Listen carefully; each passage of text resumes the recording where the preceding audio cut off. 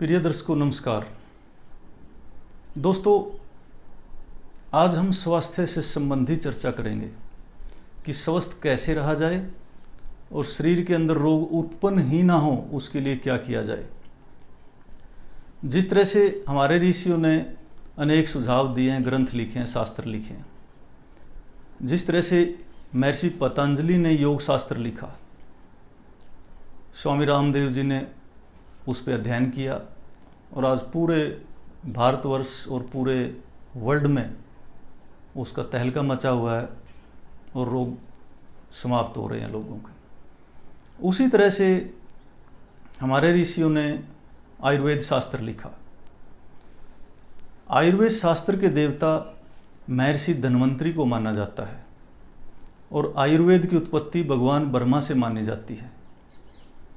महर्षि धन्वंतरी के अनेक शिष्य हुए जिन्होंने आयुर्वेद की नींव रखी और उनको आगे बढ़ाया।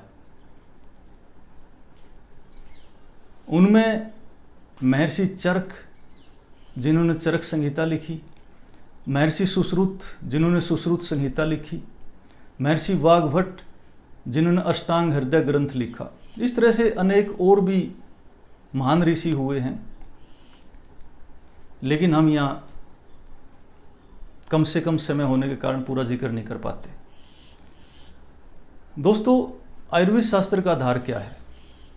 आयुर्वेद शास्त्र वात पित्त और कफ पे टिका हुआ है, यानी कि वात पित्त और कफ की मात्रा शरीर के अंदर संतुलित रहे तो हमारे शरीर में रोग होंगे ही नहीं। लेकिन हर एक इंसान को ये नहीं पता कि वात पित्त कफ को कैसे संतुलित रखा जाए। इसके बारे में हम नहीं जान पाते। इसलिए महर्षि धन्वंतरी के से संबंधित एक चर्चा करते हैं कि उनके एक शिष्य थे, वो बड़े माने हुए वैद्य थे, आयुर्वेद शास्त्र के ज्ञाता थे। महर्षि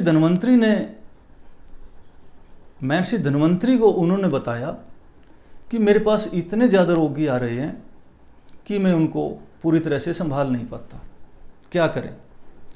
तो महर्षि धन्वंतरी ने उनको कहा कि उनको 3 निर्देश दे दीजिए, परहेज के रूप में 3 बातें हर एक को बताइए और वो उन पर अमल करें और उसके बाद रोगी अपने आप ठीक होने शुरू हो जाएंगे।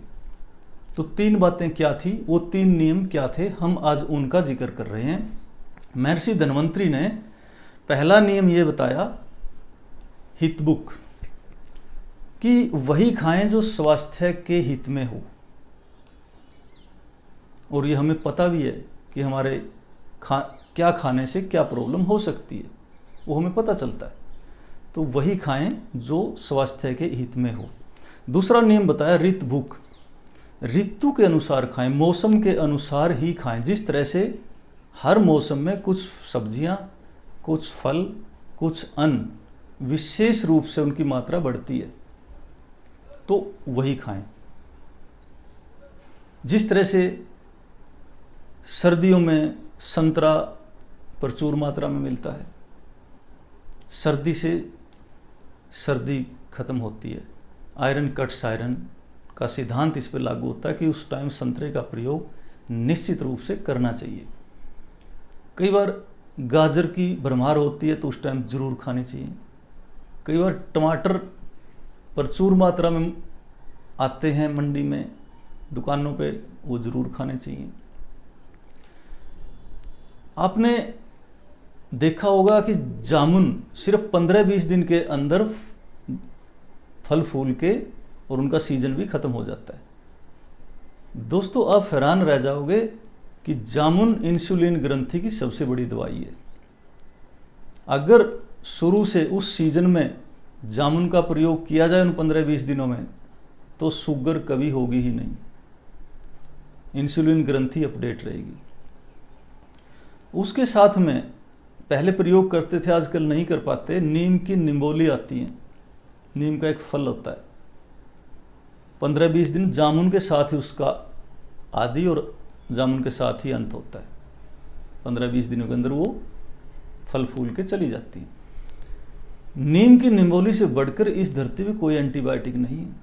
अगर उसको खा लें तो 1 साल तक एंटीबायोटिक की जरूरत नहीं पड़ेगी, रोग प्रतिरोधक क्षमता इतनी बढ़ जाती है। तो दोस्तों, ऋतु भुक मौसम के अनुसार ही खाएं, मौसम का ध्यान रखें। जिस तरह से बरसात में, सावन के महीने में लौकी और तोरी आती है, क्योंकि इस महीने में पाचन क्रिया कमज़ोर पड़ जाती है और वो ज़्यादा पचा नहीं पाती, तो तोरी और घिया जल्दी पच जाते हैं और वो पाचन क्रिया की बड़ी अच्छी खुराक है। ऋतु के अनुसार खाएं। तीसरा नियम है मित भूख, भूख से कम खाएं। जितनी भूख हो उससे कम खाएं। आपने देखा होगा जब भी हम कुछ ज़्यादा खाना खा लेते हैं, बदहजमी टाइप हो जाती है, कोई ना कोई प्रॉब्लम शरीर में हो जाती है और हम समझ जाते हैं कि और डाइट से हो गया। उसमें आप एक समय खाना छोड़ दो, अगले बार या अगले दिन या अगले टाइम निश्चित रूप से हमारी भूख नॉर्मल हो जाएगी और बदहजमी खत्म हो जाएगी। अगर ज़्यादा है तो एक दिन का व्रत रख लें। इसलिए हमारे ऋषियों ने व्रत का भी विधान बताया था। ग्रहों के आधार पे, जन्म कुंडली देख के, ज्योतिषाचार्य पंडित जी अक्सर बताते हैं कि इस दिन का व्रत रख लें। वो बड़ा गहरा विज्ञान है और हम ये चर्चा ज़्यादा नहीं कर पाएंगे उसकी।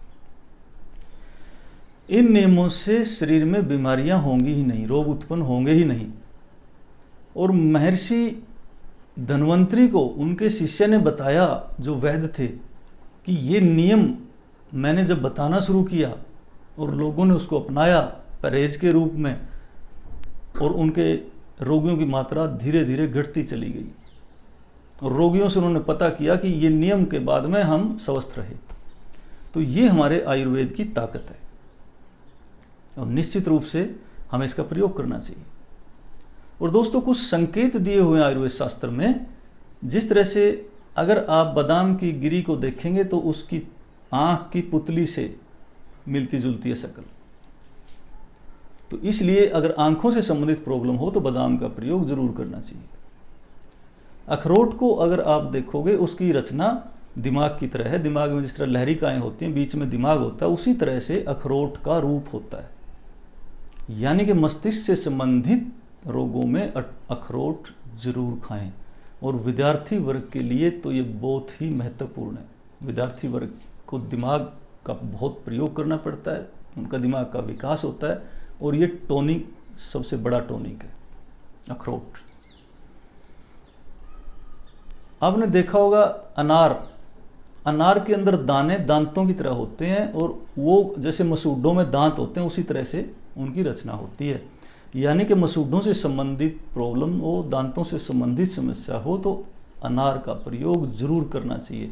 इस तरह से हर एक फल के बारे में, हर सब्जी के बारे में हमारे आयुर्वेद शास्त्र में संकेत दिए हुए हैं कि उनको देखकर आप उसका प्रयोग करें और रोगों से बचें। और निश्चित रूप से आगे आप ध्यान देना इन चीज़ों की, इन बातों की तरफ, तो आप समझ जाएंगे कि क्या खाएं और क्या ना खाएं। तो दोस्तों, हितभुक, ऋतभुक और मितभुक, इन 3 नियमों को अपनाकर आप स्वस्थ रह सकते हैं, बीमारियों से छुटकारा पा सकते हैं। और हमारे ऋषियों को बड़ा ज्ञान था, इन नियमों पर चलते थे और इसलिए वो हजारों साल तक जिंदा रहते थे, तपस्या करते रहते थे। और हमारे शास्त्रों में महर्षि दधीची का बारे में लिखा है, उनका वर्णन आता है कि 440 वर्ष तक जीवित रहे थे, क्योंकि उनको उन क्रियाओं का पता था। महर्षि विश्वामित्र के बारे में वर्णन आता है कि 60,000 वर्षों तक कई चरणों में उन्होंने तपस्या करी थी। ये बिल्कुल सत्य है, शास्त्रों में कुछ भी झूठ नहीं है। उस टाइम विज्ञान इतने ऊंचाइयों पे था, कुछ भी कर लेते थे। वो ऊर्जाओं से करते थे, साधना से करते थे, शब्दों से करते थे।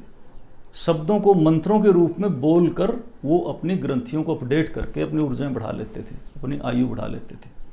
आज विज्ञान इस पे शोध कर रहा है, नासा एजेंसी इस पे शोध कर रही है। वो तापमान पे आधारित शोध कर रही है कि तापमान शरीर का नीचे आता जाएगा, 98.4 डिग्री से जितना नीचे आ जाएगा उतनी ही आयु बढ़ती चली जाएगी। और जब ये शोध पूरी होगी तो निश्चित रूप से आयु बढ़ेगी। दूसरा, टेक्नोलॉजी के आधार पर अंगों को बदलकर उम्र बढ़ा रहे हैं लोग, आगे और बढ़ाएंगे। अंगों को बदलने का एक कार्यक्रम शुरू हो जाएगा, विज्ञान खोजेगा, डॉक्टर उसका प्रयोग करेंगे। तो इस तरह से दोस्तों, आयुर्वेद के सिद्धांतों पे चलकर, हमारे शास्त्रों के नियमों पे चलकर हम स्वस्थ रह सकते हैं और बीमारियों को रोक सकते हैं। आगे कभी हम आपको आयु बढ़ाने के बारे में हमारे ऋषियों ने क्या क्या नियम बताए हैं, क्या क्या साधनाएं बताई हैं और क्या क्या मंत्र बताए हैं और कौन सी क्रियाएं बताई हैं, उन पर चर्चा करेंगे। और आप हैरान रह जाओगे कि जीवन में उन चीज़ों को आप करके उसको प्रैक्टिकल देख सकते हैं और प्रैक्टिकल उन क्रियाओं के बाद आप महसूस कर सकते हैं कि शरीर के अंदर निश्चित रूप से चेंजेस आ रहे हैं। लेकिन आज के युग को देखते हुए हम कर नहीं पाते चीज़ों को। अगर थोड़ा सा भी शास्त्रों से जुड़ें तो आप अनेक तरह के अनुभव प्राप्त कर सकते हैं। तो दोस्तों, आज हम यहीं पे विराम देते हैं। जय हिंद।